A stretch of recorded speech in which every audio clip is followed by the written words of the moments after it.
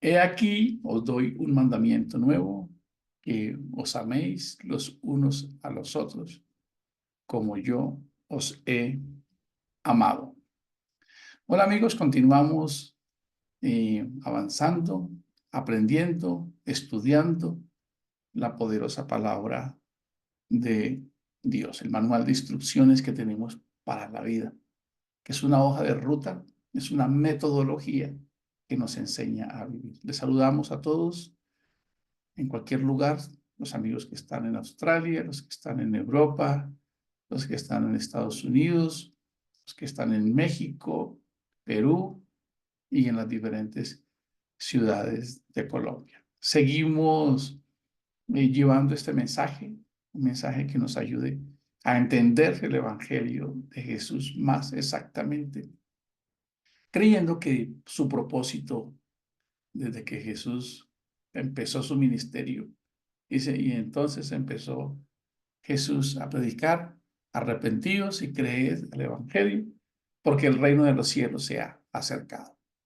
Ya sabemos que ese arrepentido y esa conversión significa un cambio de voluntad, un cambio de propósito, un nuevo nacimiento y vivir de acuerdo al modelo del reino de los cielos que Jesús predicó. Y para eso estamos aquí.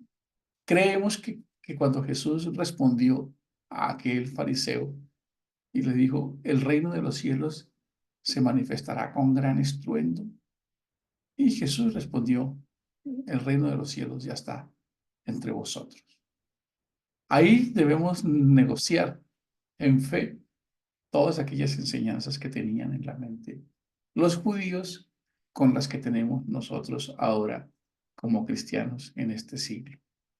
¿Qué esperaban ellos? Algo distinto a lo que esperaban los gentiles. Los gentiles de esa época ni siquiera tenían conocimiento de esas profecías como lo tenía el pueblo de Israel. Hoy, después de casi 2000 años de el ministerio de Jesús, todavía seguimos predicando el mensaje de Jesús. Son las instrucciones que nos quedaron claras, que lleváramos este mensaje de Jesús por todo el mundo y les enseñáramos todas las cosas que Jesús enseñó. Y si enseñamos lo que Jesús enseñó, pues debemos empezar con las bienaventuranzas, ¿verdad? Debemos empezar con su modelo de vida, con el ejemplo que Él nos dio. Y ahí vamos a poder encontrar una hoja de ruta precisa que nos permita a nosotros saber cómo realmente es el reino de los cielos. Por eso Jesús lo dice muy sabiamente cuando termina en el capítulo 7 de Mateo. Da unas instrucciones, o más bien unas precisiones. Dice, todo aquel que oye y pone en práctica, que es una brecha abismal que hay hoy en el modelo del cristianismo, pone en práctica, le compararé a un hombre sabio que edificó su casa sobre la roca. Y nos da el otro ejemplo, ¿verdad? Y hace una alegoría sobre nuestra casa, sobre nuestra vida, y nos coloca como ejemplo no el desenlace final, sino de una vida en la que podemos enfrentar, le van a venir ventarrones, lluvias, y alguna de esas casas, la que está sobre la roca, va a sobrevivir, va a permanecer. Y esas son enseñanzas muy sabias y muy fáciles de entender, donde nos desligamos un poco de la religiosidad para entender. También es importante entender lo que Jesús nos enseñó con lo que enseñó Pablo. El apóstol Pablo viene como un pregonero para los gentiles. Se conoce de esa figura. ¿Por qué? Porque los judíos tenían unas enseñanzas totalmente distintas. Por eso hoy se bifurcan corrientes que tienen una suma entre cristianismo y judaísmo. Se llama el mesianismo. Porque tratar de conciliar esas dos doctrinas no es tan fácil. Empiezan a reñir algunas profecías, algunos conceptos, algunas acciones de culto, ¿cierto? Así que Pablo se desliga estratégicamente hacia los gentiles para poder predicar un mensaje totalmente distinto a las enseñanzas de los judíos. Por eso él aclara, yo tuve que colocar fundamentos, porque nadie sabía de esto prácticamente. Yo como perito, como arquitecto, como constructor, puse los fundamentos y todo lo fundamenta en Cristo. Imaginen ustedes que entonces el cristianismo no cuenta para el judaísmo porque ellos no reconocen a Jesús como el Mesías. Es importante que Pablo dentro de ese proceso da unas instrucciones precisas. Dice, hay personas que van a poder edificar en el día a día, van a edificar en hojarasca. Escuchen esto, algunas personas van a edificar en madera y algunas personas van a edificar en oro o en piedras preciosas. Es un mensaje que necesitamos ponerle un poco la atención para entenderlo, a qué se refiere, cómo sigue edificar, cómo sigue construir en hojarasca, madera, oro o piedras preciosas. Bueno, al final de ese texto está la explicación. Dice que todo eso pasará por fuego, como si fueran nuestras acciones diarias. Muy parecido a estar edificando la casa. Si edifico la casa con hojarascas y de pronto con madera es más frágil, así la edifico con materiales más finos. Entonces él dice que todo eso pasará por fuego, todo lo que hacemos en el día a día. Es como una enseñanza que cada acción va a ser pesada. ¿Cómo les parece? Cada actividad diaria, cada proceso que hagamos en relación con el reino de los cielos va a ser pesado, pasará por fuego y sobrevivirá aquello que esté en ese nivel de material. ¿Cómo les parece? Suena un poco desafiante, pues nosotros tenemos una vida, tenemos una sociedad, tenemos familia, trabajo y una cantidad de cosas. No es que tengamos que todos ser misioneros, evangelistas o pastores. No necesariamente quiere decir eso. Lo que nos enseña es que en el día a día todos nosotros, con nuestras acciones, podemos edificar en cualquiera de estos materiales. La misma, esta enseñanza que nos da Jesús, continúan con el apóstol Pablo al llegar a las iglesias, sin desconocer cuál fue la razón por la cual se escribieron esas cartas. Siempre debemos pasarla por el filtro del periodista. ¿Quién escribió esto? ¿A quién se lo escribió? ¿Por qué se lo escribió? ¿En qué contexto se escribió eso? ¿Verdad? Cuando llega el investigador periodista, bueno, ¿qué pasó acá? No, que un carro venía y el otro por acá. Y tal, la misma policía investiga los hechos, hay que investigarlo para que nosotros tengamos una panorámica clara de lo que se enseñó en ese momento.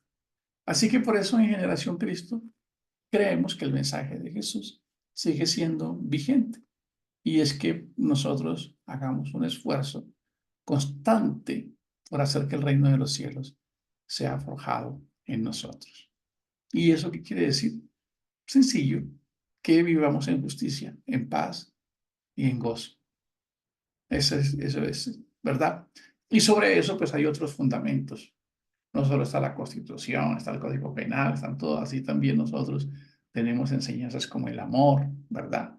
Que es la base del pegamento del reino de los cielos, que es donde hemos venido enseñando estas mañanas, o estos días, o más bien compartiendo. Entonces, cerrando estos temas que traemos de Primera de Corintios 13, sobre este hecho que se presentó en la iglesia, sobre la necesidad humana de, del ego, de la religiosidad, de mostrarnos en el día a día con nuestras pasiones que a veces esto nos ayuda mucho en la obra del Señor. Pablo termina dándonos unas instrucciones muy precisas que es necesario que todos nosotros apliquemos para nuestra vida cotidiana. Recordemos que Pablo termina diciendo que sí, que hay ministerios, que hay dones, que no lo podemos desconocer. Hay personas que tienen talentos para la música, otros para servir, otros para predicar, ¿verdad? Si ustedes leen el capítulo 14 de Corintios, que dice ahí, Pablo va a explicar, a sacar del entuerto una problemática que se presentaba y era el hablar en lenguas, ¿verdad? Entonces, en la versión Reina Valera dice que es mejor que profeticéis que habléis en lenguas. Pero si ustedes lo pasan a la traducción lenguaje actual, se van a dar de cuenta que dice hablar en nombre del Señor. Entonces, noten que todo lo que está ahí era para resolver una casuística, hechos reales que se presentaban por los comportamientos humanos. Escuchen, por favor, con mucha atención. ¿Por qué? Por los comportamientos, por la forma de pensar, por la forma de sentir, por la forma de conversar y por la forma de comportarse. Por eso Pablo les envía esta cartita, procurando resolverles toda esa problemática, de la misma que nosotros tenemos acá cuando damos los temas. Pablo tiene que escribirles, mire ese desorden que ustedes tienen acá, que es que ustedes son espirituales porque hablan en lenguas. Y él les dice, llega a venir un vecino, un invitado que traiga nuevo aquí y lo escuchan hablar con todas estas locuras. ¿Qué va a decir? Que ustedes están locos. Así lo dice Pablo. Lo dice, lean en el capítulo 14. Y era que se dan cuenta que era una problemática. Y coloca varios ejemplos. ¿Qué persona que va a la guerra y el encargado de tocar la trompeta no da la señal indicada? Por ejemplo, atacar. Entonces el trompetista tocaba una nota. ¿Qué tal que toque la de escapar y no la de atacar o viceversa? Hay una gran pérdida. Pablo coloca esos ejemplos. Es más, dice, si ustedes van a dar un concierto y no se preparan para los instrumentos musicales, pues eso va a ser un fracaso, ese ruido, uy, qué discordante es esto. Todas estas enseñanzas que Pablo le da a la iglesia de Corinto siguen vigentes para nosotros hoy, de acuerdo a la necesidad que tengamos nosotros. Por eso Pablo termina diciéndolo ahí. Los dones, los carismas, que es como se escribe en el original, que los carismas pasarán a no ser lo relevante.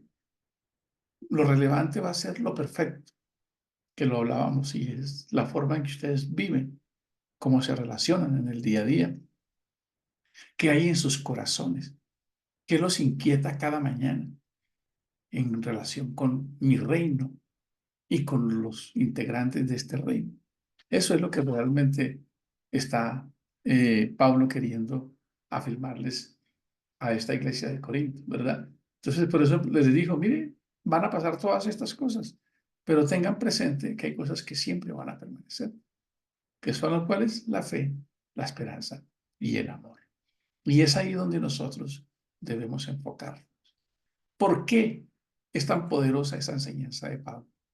Porque cuando les hacíamos la encuesta hace unos días a los amigos que están acá, les preguntábamos cuáles sentimientos les embargaban en el día a día. ¿Verdad? ¿Lo recuerdan? Le preguntamos cuáles sentimientos tienes tú. Ansiedad, tienes miedos, tienes estrés, tienes angustia, tienes desespero. Y nos dimos cuenta que en alguna medida todos todavía somos susceptibles de eso. Todos los que estamos acá. Es más, es posible que muchas de las dolencias que nosotros tengamos sean cosas que hemos somatizado por el estrés, la ansiedad y todas estas cosas que se nos están presentando en el día a día, que a pesar de ser cristianos, nos van a afectar. Entonces, qué bueno que nosotros pudiésemos entender la, el propósito detrás del mandamiento, detrás de la instrucción, para que no nos quedemos solo con la letra. Y nos fuimos. ¿Cómo sí? Ah, bueno, qué rico. Sí, Pablo dijo ahí que permanecían la fe, la esperanza y el amor. Pues hermanos, es porque si logramos vivir en fe, en esperanza y en amor, nosotros resolvemos con eso la problemática mundial. ¿Cómo les parece? Es maravilloso. Eso es lo que es fascinante de este mensaje. Que no es un mensaje para el reino allá, sino para el reino acá. ¿Por qué? Porque la fe nos da seguridad. Los seres humanos necesitamos tres cosas que ya lo repasamos. Y es muy importante, hermanos, que todo esto lo tengamos claro. El ser humano, desde su estructura, necesita es seguridad, paz y confianza. Eso es lo que necesita el ser humano. Cuando nos metemos en muchos chicharrones, problemas, desafíos, emprendimientos, errores que hemos cometido y a veces nos arrinconan en el día a día, a veces hacemos un balance en nuestra casa y llegamos a la conclusión. A ver, me gustaría que en el chat escribieran ustedes qué realmente quisieran encontrar en esos momentos. Ustedes dicen, ah, Dios, yo en este momento todo lo que necesito es estar en qué. Colóquenlo en el chat a ver si nos ponemos de acuerdo con lo que yo estoy diciendo que que no quisiera tener nada ni nada, yo solo quisiera tener que vivir en qué. Pueden salir dos o tres palabritas, se van a dar cuenta. Y eso es lo fascinante de este mensaje, hermano, que reafirmemos que es un mensaje de fe, que no es que en Generación Cristo les decimos a las personas que no crean en Dios, que se desliguen de Dios. Ah, pero es que allá hablan que de ciencia, de neurociencias y de cosas. Parece como que nos estamos alejando de Dios. Y es todo lo contrario. Recuerden las frases de Lois Pasteur. Él dijo, un poco de ciencia nos aleja de Dios, pero mucha ciencia antes nos acerca a Dios. Muchos de los grandes ateos e incrédulos se dedicaron a estudiar la palabra de Dios para encontrar cómo desacreditarlo y antes se enamoraban más, entre más investigaban, entre más decían, no, esto es inexplicable, esto no, esto realmente no pudo haber salido de una explosión, no, es indescifrable y es que hermanos es así, pero qué bueno que también nosotros pudiéramos decirles. Y ayer que hablaba con este amigo, yo le decía, hay que volver a Dios, es ahí donde tenemos las respuestas, es ahí donde nosotros podemos encontrar que todo lo ha hecho Él, absolutamente todo, ¿verdad? Como los muebles de tu casa, ¿quién los ha comprado? Pues tú, sí, las camas y todo eso depende de ti. Todo, absolutamente todo lo que hay en esta creación depende de Dios y a Él debemos darle la honra y la gloria. Entonces, al leer lo que ustedes están escribiendo aquí en el chat, me da una sensación de que todos andamos en la búsqueda de eso, ¿verdad? En paz y tranquilidad. Hay algunas personas que yo conozco que han dedicado su vida a trabajar mucho y han logrado fortunas. Y esas personas se dan un año sabático. Escuchen eso, un año sabático. Muchos filántropos, ahora conozco uno que está en el marketing, que ha logrado construir y amasar una fortuna. Entonces, hablan de un año sabático. ¿Qué es un año sabático? Son personas que se dedican a entienden este ruido, este corre-corre del día a día, y hoy otra vez, ¿qué vamos a hacer hoy? ¿Qué vamos a hacer hoy? Y entonces la vida se vuelve algo agotador, se vuelve algo, nos cansamos a veces, ¿verdad? Y esas personas piden un año sabático y se van, y sus recursos se los permiten. Se van por allá para una isla, para una finquita, en una casita por allá, en un pueblito, y allá se dedican a dejar que el tiempo pase para entender la vida. Y aquí es cuando acumulamos todo este conocimiento, todo esto que hemos venido aprendiendo. Y todos los seres humanos necesitamos amparo, necesitamos ser queridos. ¿Sabían ustedes eso, hermanos? Por naturaleza, los seres humanos necesitamos ser queridos. Entonces me da risa porque Jesús escribió hace, bueno, expresó lo que estaba escrito en Deuteronomio, que amáramos a Dios sobre todas las cosas, pero en Deuteronomio no menciona al prójimo, es algo que le contaba a algunos amigos, pero como no precisamos, dice amar a Dios con todas tus fuerzas, con toda tu mente y con todos tus pensamientos, pero en Levítico sí lo precisa como mandamiento, y ama al prójimo como a ti mismo. Entonces, la escritura siempre nos ha dado esa instrucción. ¿Y qué es lo que queremos en Generación Cristo? Que nos vayamos preparando poco a poco, que mañana tú puedas dar una charla en un jardín infantil, en un colegio sobre estos temas. ¿Por qué? Porque no es un tema religioso. Jesús no trajo una religión, hermanos. Jesús trajo un tema práctico para la vida. Ya después las religiones vinieron y cogieron las franquicias.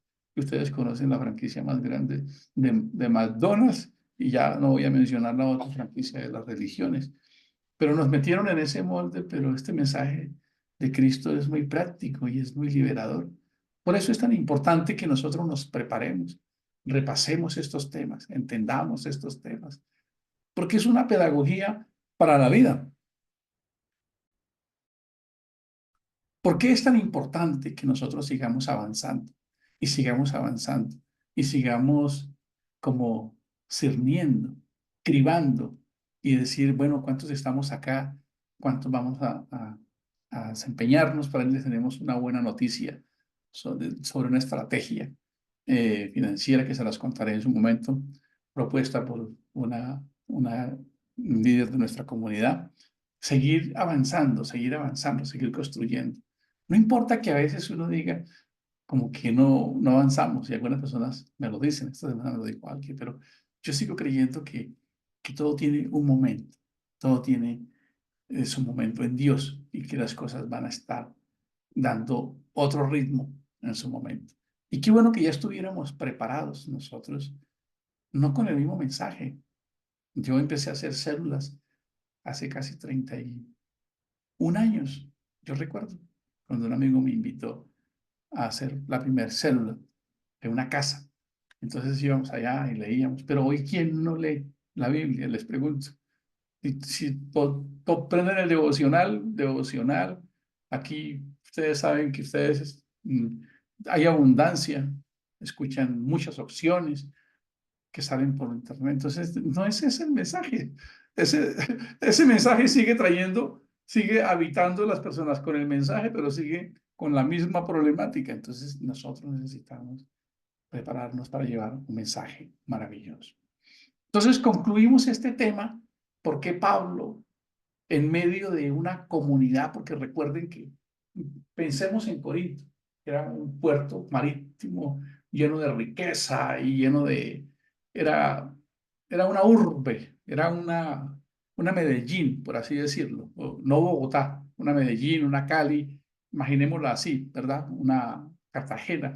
Eso era Corinto, era un puerto maravilloso lleno de oportunidades, de riqueza. En esa época, los ricos o las personas que tenían ingresos eran los empresarios, y los militares eran los que también tenían. Así que vivir allá te presentaba casos como los que vivimos nosotros ahora acá, problemas, corrupciones, la prostitución era el pan de cada día porque incluso había un templo en la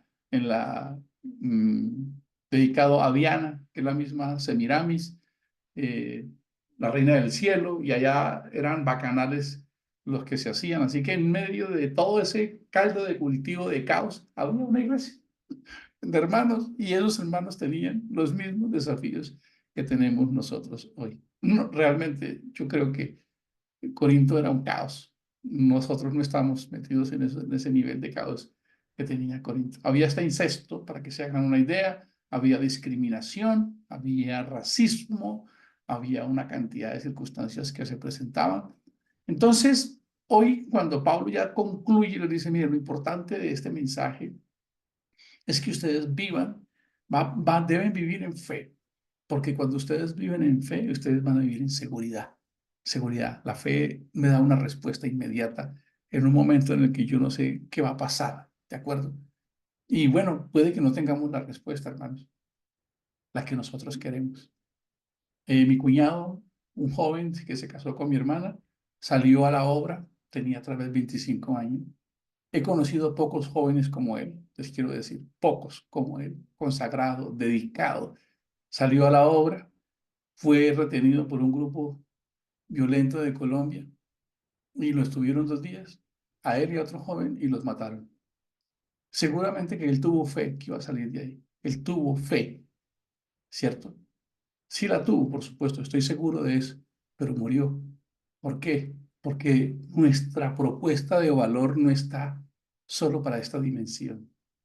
Claro, hubo dolor para los que estaban aquí en tierra. Yo no estaba en esos momentos ni siquiera caminando en este camino. Mi mamá, mi hermana, todos pasaron, esa comunidad pasó un dolor impresionante, fueron torturados, fue algo terrible, hermanos. Entonces alguien se preguntaría, entonces el Dios de ellos, ¿para qué le ora uno a ese Dios? ¿Qué Dios tan injusto? Un muchacho tan consagrado como él, predicando el Evangelio, y los matan, los torturan. ¿Por qué sucede eso? Hermanos, es porque la promesa para nosotros no alcanza solamente para esta dimensión. Cuando nosotros nos involucramos en este mensaje de Cristo, nosotros quedamos en el plano de Cristo, como Él dijo. Es necesario que yo vaya, escuche, me vaya, pero Él hablaba como pasar de un cuarto a otro, como tú pasas de tu habitación a la cocina. Cuando nosotros aceptamos este mensaje, quedamos en un plano donde la muerte incluso ya no es un problema. Y eso incluso ayudaría a una salud mental impresionante, porque casi todo lo que el cerebro identifica como estrés lo relaciona con una amenaza de muerte. Entonces, ¿sí hubo fe para esos muchachos en el momento? ¿Tuvieron fe? Claro que sí. Esa fe les asistió seguridad. Y esa fe en que después de ese momento de tortura que sufrieron, iban a encontrarse con algo glorioso, les dio más fe y les dio más seguridad para morir con entereza. Nosotros hoy no podemos sucumbir solamente por las pequeñas trivialidades del día a día. Debemos tener esa fe. Pero Pablo es muy preciso cuando nos enseña fe, esperanza y amor. Pero esas cosas no se pueden quedar solamente en la intención de un pensamiento. Cuando ustedes leen 1 Corintios del capítulo 4, hay una enseñanza maravillosa.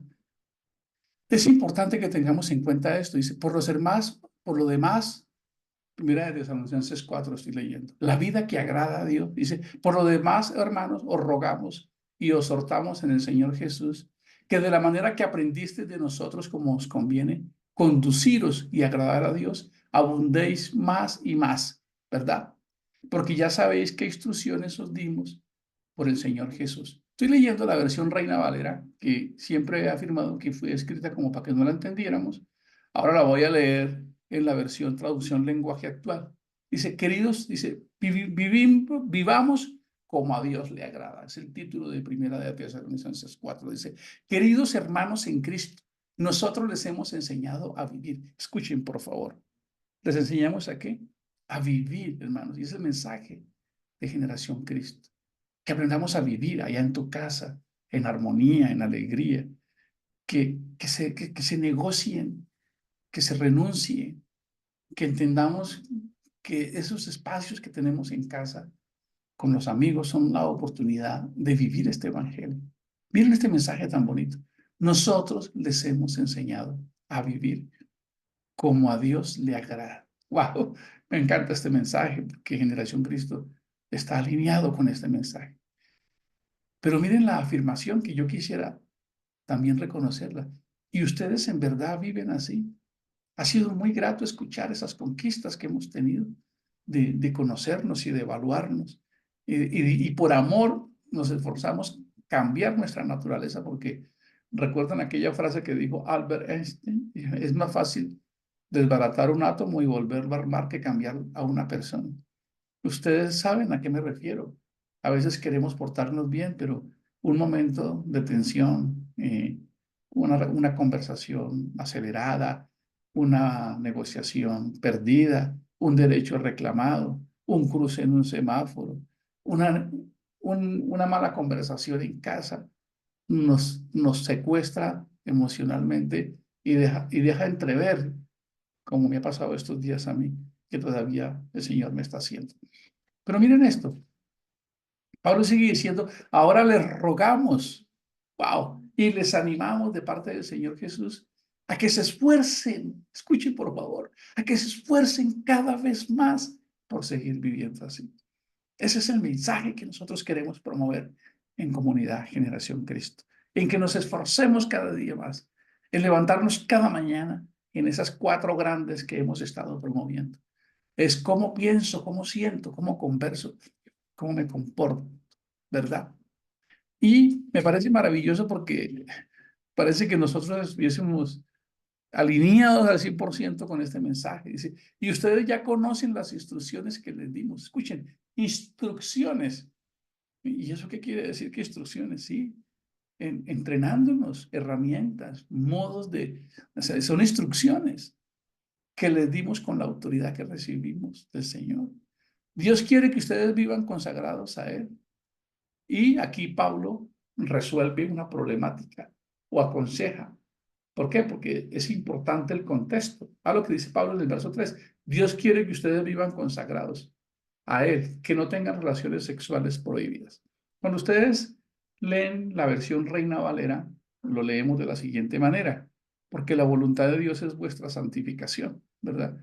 Si ese texto yo lo leo y lo saco aparte para una predicación, sin tener el contexto, puede aplicarse como una enseñanza, pero no es el mensaje coherente de lo que estaba pasando allá. ¿Por qué Pablo escribe esto?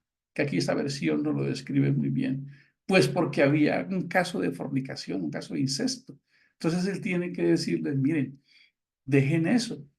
Dios quiere que ustedes vivan consagrados a Él, que no tengan relaciones sexuales prohibidas y que cada uno de ustedes sepa controlar su propio cuerpo como algo sagrado y digno de respeto. Deben dominar sus malos deseos sexuales y no portarse como los que nos creen, como los que no creen en Dios. Vea una radiografía aquí de que este mensaje nos ayuda a que tenemos una sexualidad y que hay unos deseos que corresponden a la sexualidad, que como decimos en el argot, damos papaya.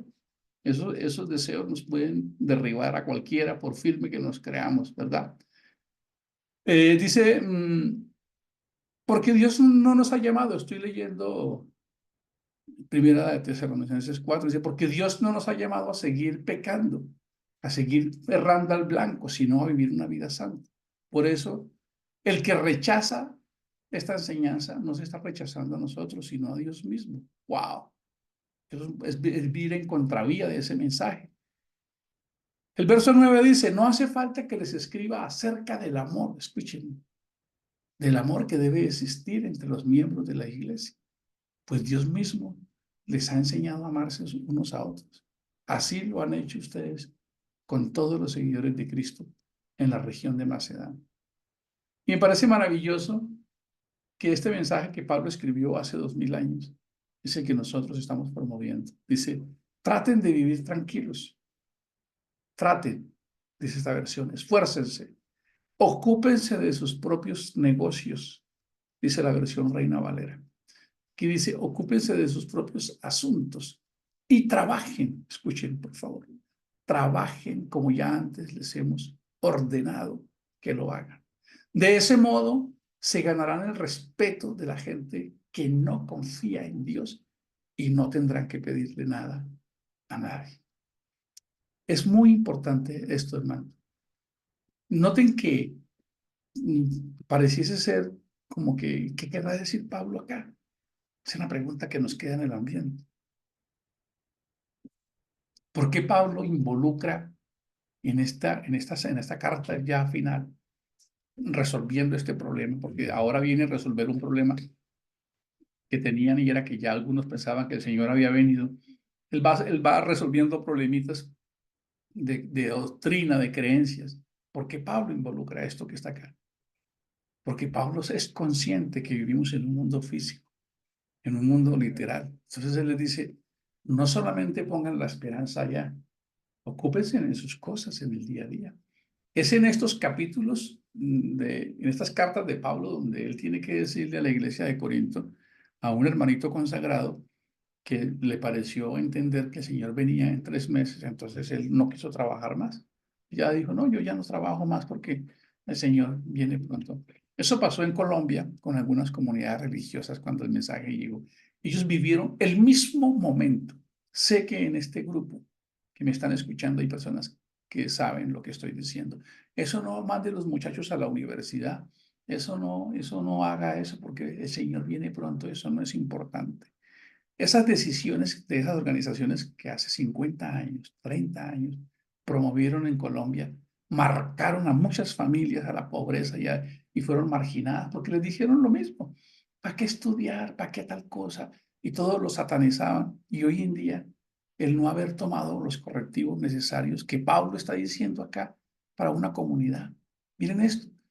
Vean lo que dice, hermanos. Les dice, mire, ocúpense de sus vidas.